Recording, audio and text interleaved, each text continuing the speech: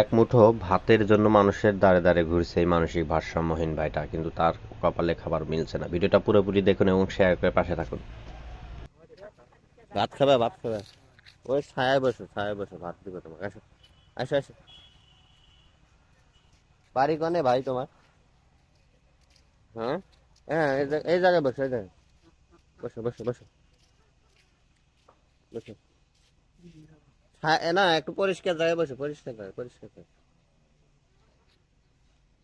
এ কোন জায়গায় বসে রাখবো আমার? ভাই এই যে এদিক বসো। ইব্রাহিম, প্লেটটা নিয়ে যাও ফির। ভাইয়ের হাতে প্লেট আছে, প্লেটটা দাও। বুবু ভাত নিয়ে আসবে না? হ্যাঁ, হ্যাঁ, প্লেটটা দিয়ে দাও। তোমার প্লেটে ভাত দিব না? হ্যাঁ, হ্যাঁ, বসো, বসো, এখানে বসো। হ্যাঁ, বাড়ি কোন জায়গায় তোমার? বাড়ি, বাড়ি। আপনি বাড়ি এখানে?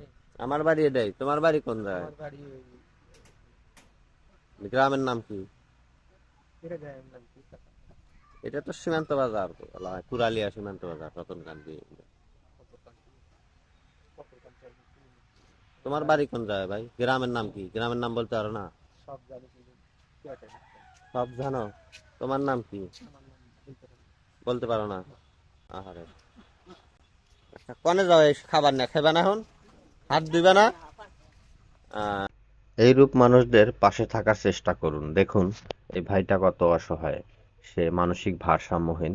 সে দেখেন খাবারটা হাতে পেয়ে সে চলে গেল, তাকে চেষ্টা করলাম যে তাকে একটু বসায় হাতটা ধুয়ে খাবারটা খাওয়ানোর জন্য, কিন্তু সে না, খাবার নিয়েই চলতে শুরু করলো।